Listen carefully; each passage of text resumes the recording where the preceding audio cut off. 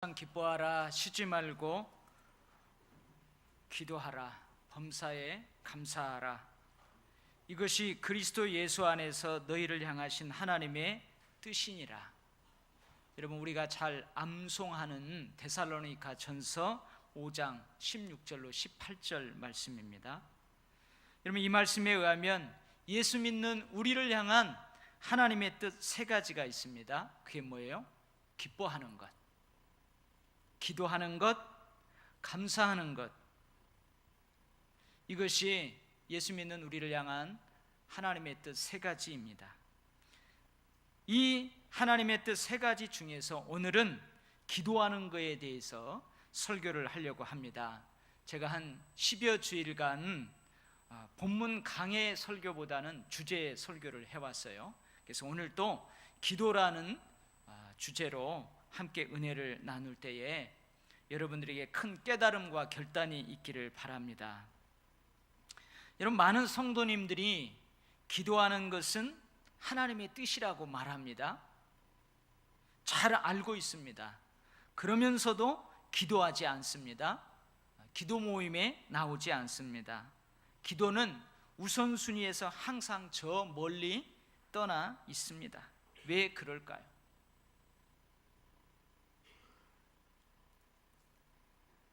왜 그러냐면 기도에 대한 잘못된 마인드 때문입니다. 기도에 대한 잘못된 마인드를 가지고 있기 때문에 기도하지 않습니다. 기도하지 않기 때문에 기도의 능력과 기도의 응답의 체험이 없는 것입니다. 그래서 기도하지 않아요.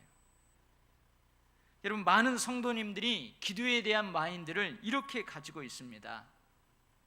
기도는 어르신들만 하고 믿음이 있는 분들만 하는 것이다. 기도는 무슨 문제가 있는 사람들만이 하는 것이다. 그리고 기도는 무슨 문제가 있을 때에만 하는 것이다. 기도는 그래서 피곤하다. 기도는 언제나 힘들고 지루하다. 이러한 생각을 가지고 있는 사람들이 많아요. 기도하는 사람 중에는 어르신들이 있습니다. 믿음이 좋은 분들이 있습니다. 그러나 기도는 어르신들만, 믿음이 좋은 분들만 한다는 마인드는 잘못된 것입니다. 기도하는 사람들 중에는 어떤 문제를 가지고 있는 사람이 있습니다. 그러나 기도는 무슨 문제가 있는 사람들만 하는 것이다라는 마인드는 잘못된 것입니다. 하루 종일 직장에서 일하느라 피곤한데 또 기도하는 일은 더 피곤한 시간일 수 있습니다. 기도하는 것이 힘들고 지루할 수 있습니다. 당장 그 결과가 눈에 보이지 않기 때문에 더 지루하고 더 힘들 수 있습니다. 그러나 기도는 언제나 항상 범사에 피곤하고 힘들고 지루한 것이다라는 마인드는 잘못된 것입니다. 제가 달력을 보니까 올 추석은 9월 8일이더구만요. 오늘이 8월 10일이니까 여러분, 한 달도 남지 않았어요. 더도 말고 덜도 말고 한가위 같아야만 하여라, 이런 말이 있는 것처럼 추석은 풍성하고 기쁘고 즐거운 명절임에 틀림이 없습니다. 그런데 여러분, 추석에 대한 마인드는 사람마다 약간씩 다릅니다. 여러분, 추석에 대한 며느리의 마인드는 뭘까요? 피곤입니다. 피곤. 이번에도 내려가면 손님 접대하느라고 피곤할 텐데, 시집 식구들 눈치 보느라고 피곤할 텐데, 추석은 피곤하다는 것입니다. 추석에 대한 남편의 마인드는 뭐예요? 교통체증이에요. 평상시보다 2배, 3배 꽉 막히는 도로를 가야 될 텐데, 여러분, 남편은 추석하면 교통체증부터 걱정을 합니다. 그런데 백화점, 대형마트의 사장님들의 추석 마인드는 뭐예요? 매출입니다. 매출. 이들은 10배, 20배 매출을 올리기 위해서 치밀한 계획을 하고 상품을 전시하고 각종 이벤트를 준비합니다. 여러분, 벌써 1년 전부터요, 추석 때쯤 과일을 거둘 그 과수원에 가서 계약을 맺고요, 여러 가지 추석에 팔 그 물건들을 연초부터 준비를 해요. 몇 달 전부터 준비를 합니다. 여러분, 이처럼 그 사람의 마인드에 따라서 추석이 이렇게 달라질 수 있습니다. 추석이 아무리 풍성하고 기쁘고 즐거운 명절이라 할지라도 그 사람의 추석 마인드에 따라서 그 명절은 결코 풍성하지 않고 기쁘지 않고 결코 즐겁지 않습니다. 오히려 피곤하고 짜증나고 더욱더 삶이 공고해지는 날이 될 수 있습니다. 여러분의 기도 마인드는 어떻습니까? 여러분은 기도에 대한 어떤 생각을 가지고 있습니까? 기도는 영혼의 호흡입니다. 기도는 영혼의 호흡이에요.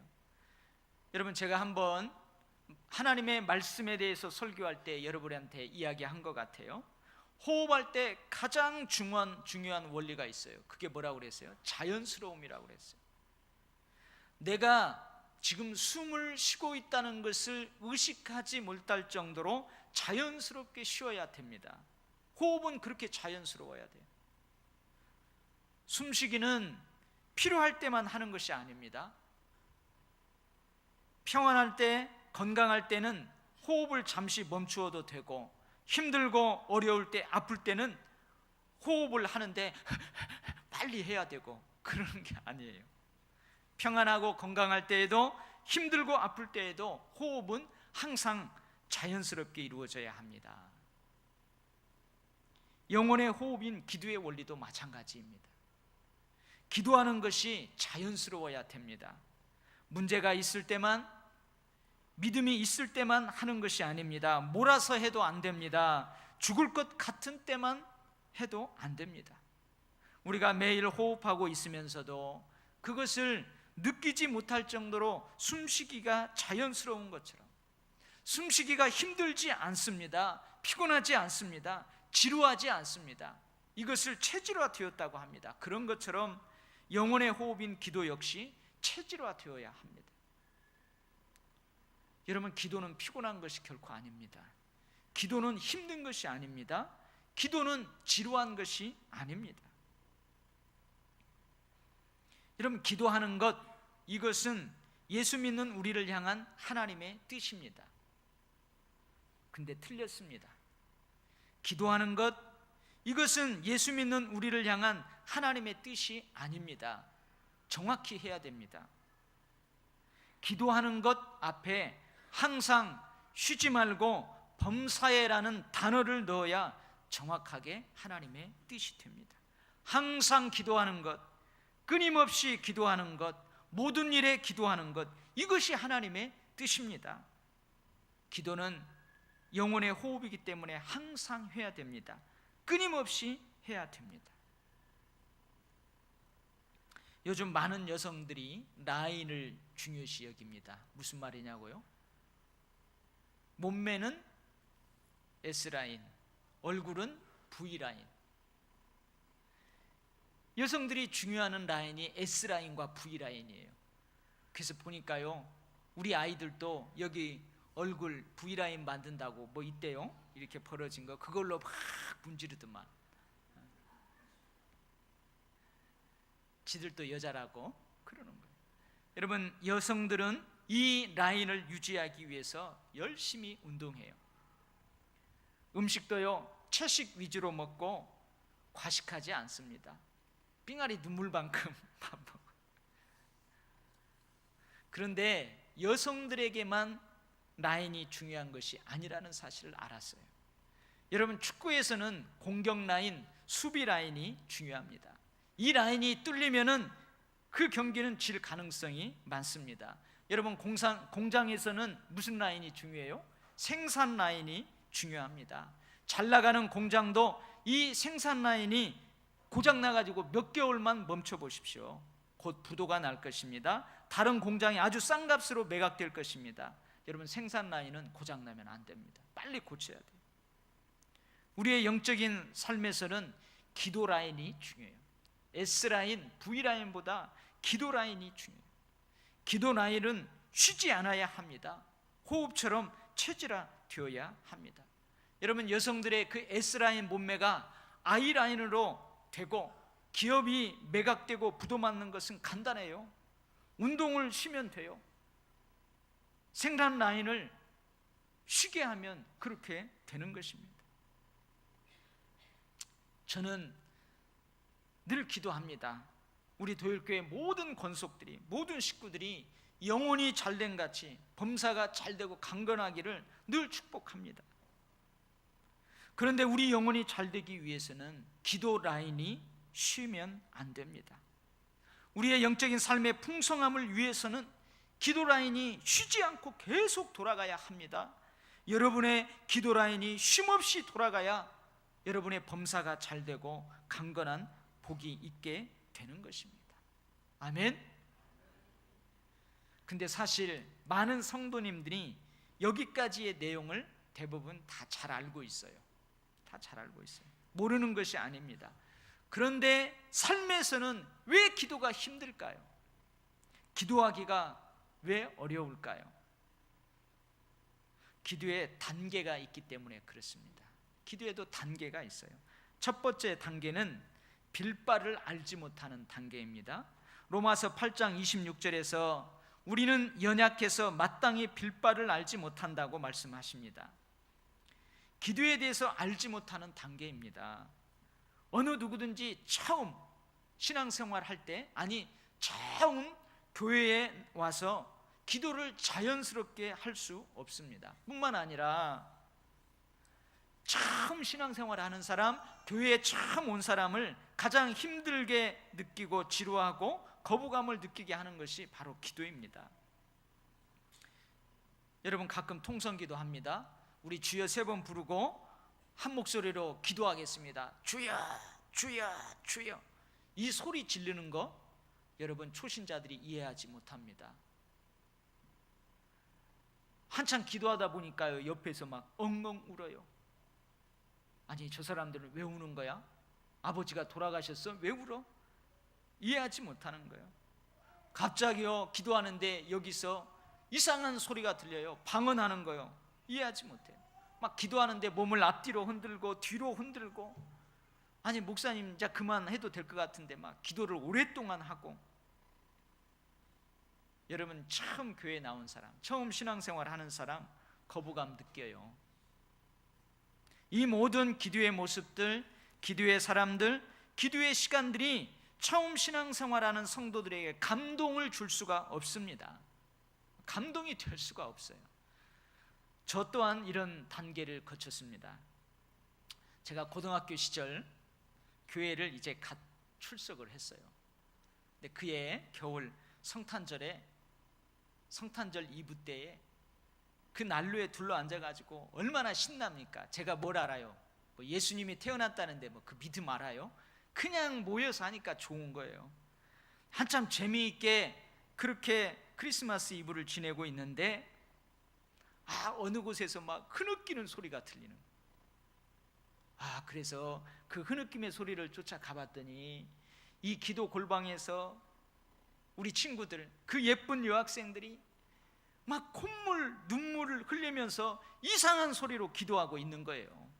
여러분, 고등학교 1학년인데 방언을 하고 눈물, 콧물을 흘리며 기도하는 걸 보니까 아마 그때 그 예쁜 여학생들이 참 믿음이 좋았어요. 그런 예쁜 여학생들의 모습이 결코 감동적이지 않았습니다. 여러분, 죄송합니다. 제가 적나라한 표현을 쓸게요. 미친년들처럼 보였어요. 죄송합니다. 사실 그들은 예수님께 미쳤다는 걸 내가 나중에 아는 거죠. 미친 여인들처럼 그러고 있는 거예요. 오히려 그들의 모습 때문에 기도에 대한 거부감을 갖게 되었어요. 여러분, 이런 단계가 있어요. 두 번째 단계가 있습니다. 우리의 마음을 살피시는 성령께서 탄식하게 하십니다. 회개의 눈물로 기도하는 단계입니다. 감사의 눈물로 기도하는 단계입니다. 기쁨으로 고백하며 기도하는 단계예요. 여러분, 기도할 때요, 그 사람 막 울잖아요. 그 억지로 우는 거 아니에요. 여러분, 기도할 때 억지로 눈물이 나오지 않습니다. 절대 억지로 눈물이 나오지 않아요. 내가 지은 죄에 대해서 억지로 회개가 되지 않습니다. 내가 지은 죄에 대해서 죄책감을 느낄 때, 슬픔을 느낄 때 그때 눈물이 나오고 회개가 터지는 거예요. 억지로 안 됩니다. 내 몸을 성전 삼고 내 안에 계신 성령께서 말할 수 없는 탄식으로 내 몸과 마음, 입술을 임대하셔서 기도하게 하시는 것입니다. 성령께서 기도하게 하시는 그 단계, 이게 바로 두 번째 단계입니다. 성령께서 죄를 생각나게 하시고 죄책감으로 그 죄에 대해서 슬퍼하게 하시고 고백하게 하시는 것입니다. 그래서 회개의 눈물과 더불어 감사의 눈물, 감사의 찬송이 터지게 하시는 것입니다. 저는 이 두 번째 기도의 단계로 다른 사람들보다 빨리 들어가는 은혜를 입었습니다. 이제 해가 바뀌었어요. 해가 바뀌어가지고 이제 토요일 날 오전 수업을 끝나면 저희 학생들이 오후에 모여가지고 이제 사방간대로 전도를 하러 나갔습니다. 근데 그 토요일 방과 후 어느 날 제가 다른 친구들보다도 일찍 교회당에 와서 이 앞자리에 앉아서 기도를 합니다. 근데 그날 기도는 이상했습니다. 그날 기도는 참 이상했어요. 앉아서 기도하는데 막 갑자기 눈물이 흘러내리는 거예요. 정말로 하염없이 막 눈물이 흘러내리는 거예요. 여러분, 제 고등학교 1학년인데 죄를 지었으면 얼마나 지었겠어요. 나의 삶을 돌아보며 지금의 내 형편을 돌아보며 내 미래를 생각하며 하나님 앞에 기도하는데요, 눈물이 그렇게 흘러내리는 거예요. 그래서요, 기도도 짧게 한 게 아니에요. 짧게 기도했다고 생각했는데 한참 지났어요. 그런데 그렇게 기도하고 일어서서 뒤돌아보니까 아무도 없었는 줄 알았는데요, 또 한번 죄송합니다. 그 미친년들이 그렇게 기도하는 미친놈 나를 쳐다보고 있는 거예요. 그 예쁜 여학생들이 울면서 방언으로 눈물 콧물 흘리며 기도한다고 막 뭐라고 하고 이해하지 못했던 내가 이 앞에 앉아서 눈물 콧물 흘리며 기도하는 그것을 저 뒤에서 지켜보고 있는 거예요. 여러분, 이 단계는 성령께서 기도를 이끌어 가시는 단계입니다. 때로는 내 뜻대로, 내 욕심대로, 내 중심적으로 기도하는 때도 있습니다.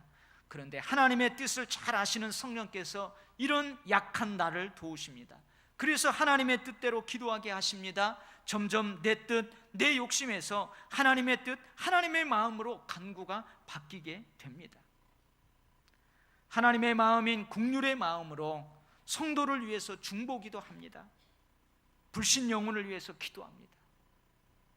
여러분, 기도할 때 그러는 거 있잖아요. 잘 사는 자녀들, 예수 잘 믿는 자녀들을 위해서는 5분 기도한다면 예수 안 믿는 자식들, 말썽 피우는 자식들을 위해서는 30분 기도합니다. 이것이 바로 하나님의 마음인 국률의 마음입니다. 내 안에 계신 성령께서 그렇게 하시는 것입니다. 그래서 여러분, 기도가 힘들지 않습니다. 여러분 다 고백하신 적 있어요. 1분 기도한 것 같은데요, 1시간 기도했고요, 무릎 꿇고 1시간을 그렇게 기도했는데 무릎이 아프지 않고요. 기도가 힘들지 않습니다. 기도가 어렵지 않습니다. 기도하는 것이 자연스럽습니다. 기도가 즐겁습니다. 이런 의미에서 기도의 깊은 자리가 있습니다. 은혜의 깊은 자리가 있습니다. 어린아이가 어른으로 자라가는 것은 자연스러운 것입니다. 자연스럽게 어른으로 자라가야 합니다. 마찬가지로 기도에 있어서도 그 다음 단계로 성장해야 합니다. 자라가야 합니다. 기도의 깊은 자리로 나아가야 합니다. 성령님의 이끌어 주심이 중요해요. 그리고 더불어 중요한 게 또 한 가지 있어요. 성령님의 이끄심과 함께 그 이끄심에 순종하겠다고 결단하고 다짐하는 나의 의지가 또한 중요합니다. 성령님의 이끄심, 나의 의지, 이게 중요해요. 이 두 가지를 통해서 우리가 기도의 깊은 자리로, 은혜의 깊은 자리로 나아가게 되는 것입니다. 많은 사람들이 기도의 다음 단계, 기도의 더 깊은 자리로 나아가지 못하는 것은 성령님의 이끄심이 없기 때문이 결코 아닙니다. 성령님의 도우심과 이끄심이 있는데도 그 도우심과 이끄심에 순종하겠다고 결단하고 다짐하는 나의 의지, 그것이 부족하기 때문에 그렇습니다. 나의 의지가 없기 때문에 그렇습니다. 분명 기도의 깊은 자리로 나아가는 데 있어서 방해 요소가 있어요. 방해 요소가 있습니다.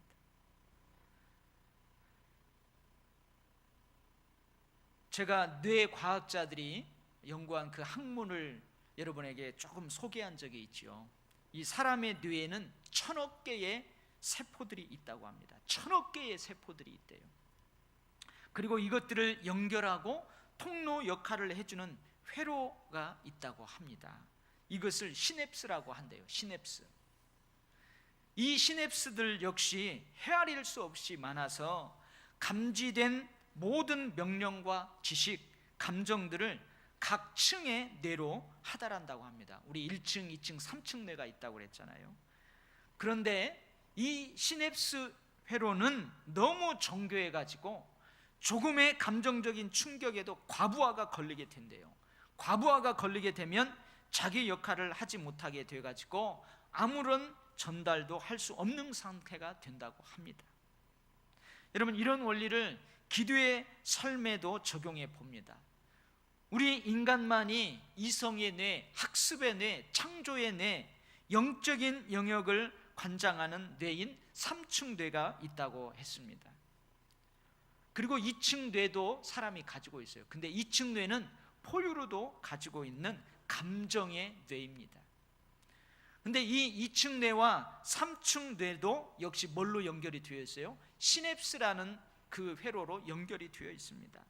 그런데 감정의 뇌인 2층 뇌가 염려, 분노, 짜증, 의심, 각종 정욕으로 과부하가 걸리면 3층 뇌와 연결된 이 시냅스가 자기 역할을 하지 못하게 된대요.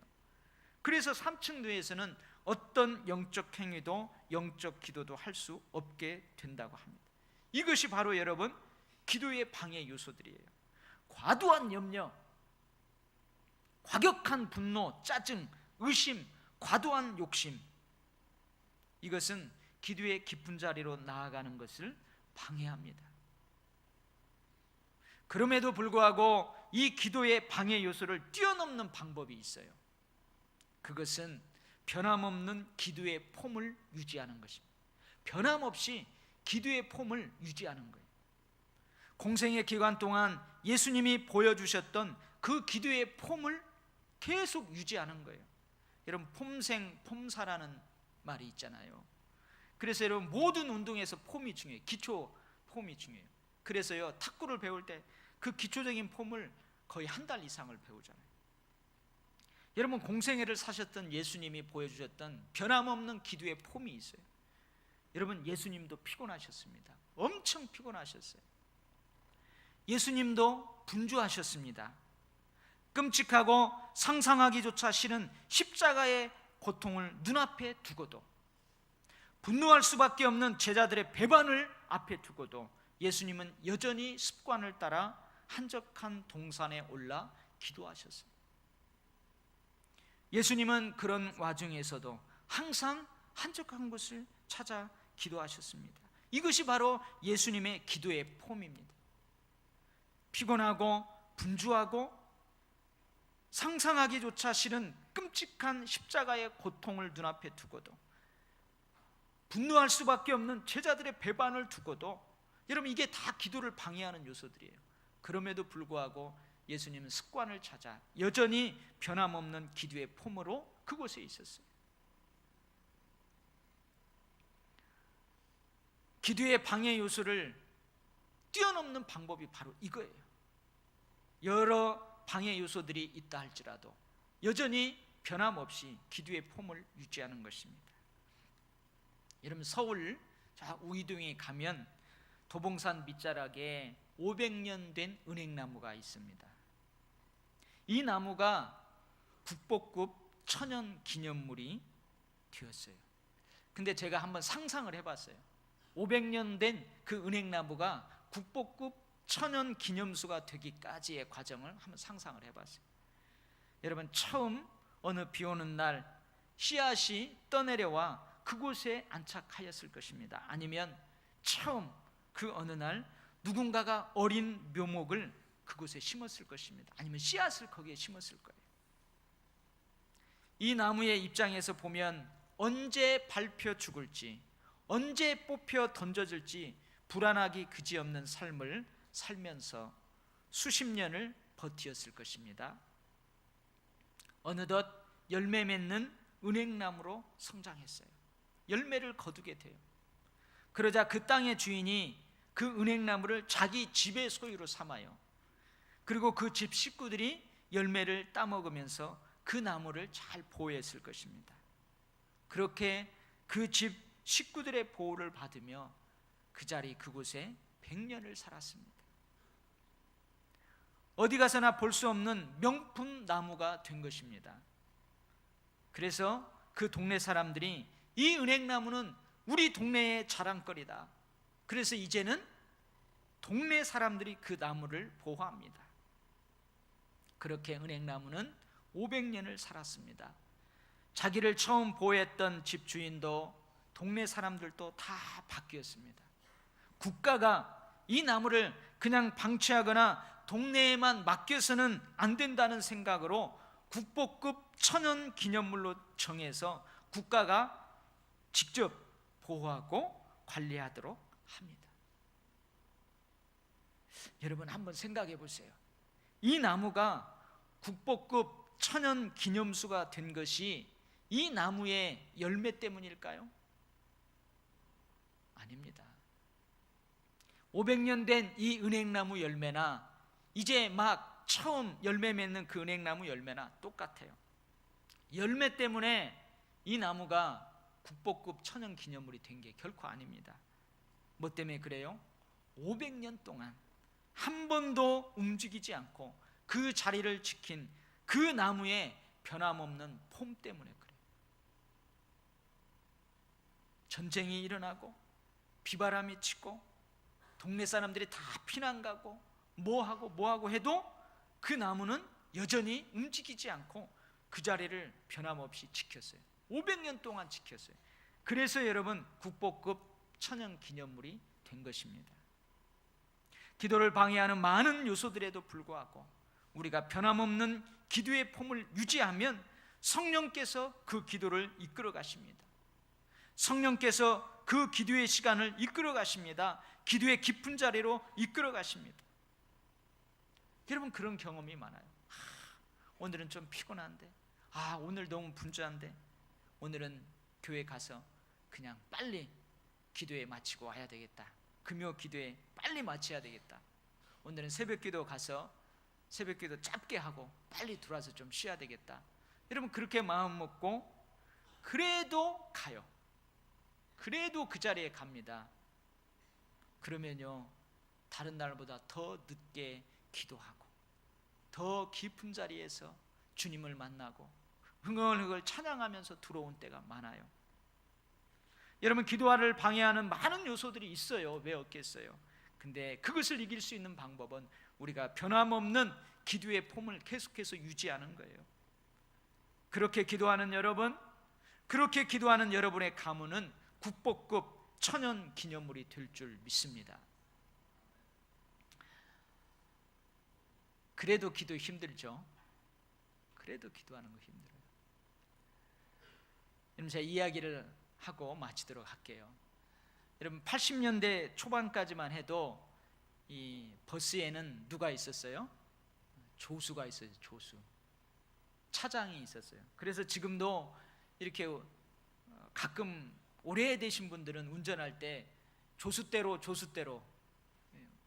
운전수 핸들을 꺾을 때 조수대로 꺾으라고 그런 말 하고 하잖아요.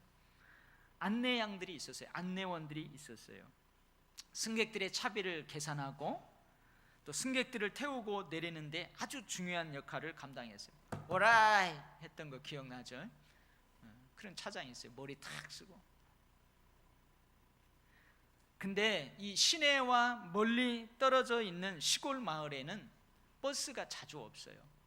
그래서 시내버스, 시외버스가 있었어요. 시내에서 멀리 떨어져 있는 시골 마을에는 차가 2시간에 한 대씩 있다든지 그랬습니다. 그래서 아침 통학 시간에 버스를 타기 위해서는 무척 힘이 들었어요.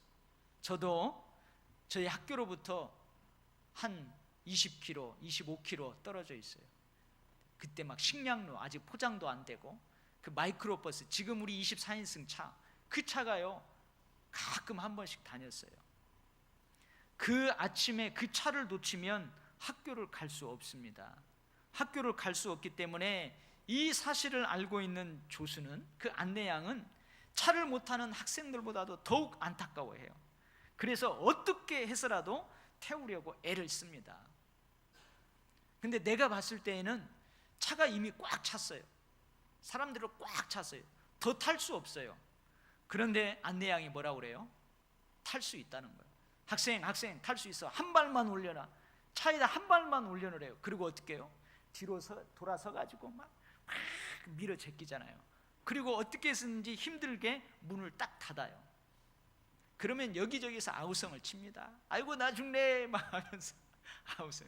근데 그때 누가 해결해요? 운전수가요 반대쪽으로 핸들을 살짝 꺾으면은 차가 이쪽으로 실리면서 사람들이 우르르르, 한 번 더 꺾으면 우르르르 하면서 각자 제자리를 다 잡게 돼요. 아우성 소리는 다 사라져버리고 모두가 다 꽉 찬 그 버스를 타고 학교에 갑니다. 사랑하는 성도 여러분, 기도하는 것이 힘들어요. 많은 성도님들이 기도하지 않는 많은 이유와 변명을 대면서 기도하지 않습니다. 그 변명 중 가장 설득력 있는 것이 뭐냐? 기도할 시간이 없다는 거예요. 직장 생활로 여러 가지 중요한 스케줄로 꽉 들어차가지고 도무지 시간을 내기 어렵다고 하면서 기도하지 않습니다. 그러나 더 이상 들어갈 공간이 없는 것 같은데도 조수의 도움을 받아 차 안에 한 발짝만 올려놓으면 됩니다. 차 안에 한 발짝만 올려놓으면 운전수 아저씨가 다 처리해요. 공간을 만들어요. 기도도 마찬가지입니다. 한 발만 올려놓으시면 됩니다. 한 발만 올려놓으시면, 그러면 조수와 운전수 되시는 성령님, 하나님 아버지께서 책임져 주십니다. 사랑하는 성도 여러분, 기도를 시작하시기 바랍니다. 기도의 깊은 자리로 나아가십시오. 변함없는 기도의 폼으로 신앙의 명품 가문을 이루시기 바랍니다. 여러분 모두가 국보급 신앙인이 되시기를 주의 이름으로 간절하게 축원합니다. 아멘. 기도하겠어요. 하나님 아버지, 오늘 우리가 이미 다 알고 있는 내용을 주님이 은혜로 주셨습니다. 하나님, 우리의 의지가 중요함을 또한 깨닫습니다. 말씀을 은혜로 받고 내가 결단하고 순종하지 않으면 그 말씀은 어떠한 능력도 일어나지 않습니다. 기도도 마찬가지입니다. 우리는 기도함으로써 기도를 배울 수 있습니다. 기도함으로써 기도의 능력과 기도의 응답을 체험합니다. 성령님, 우리를 늘 변함없는 기도의 폼을 유지할 수 있도록 도와주시고 늘 기도의 자리에 있을 수 있도록 도와주시옵소서. 예수님의 이름으로 기도하옵나이다. 아멘.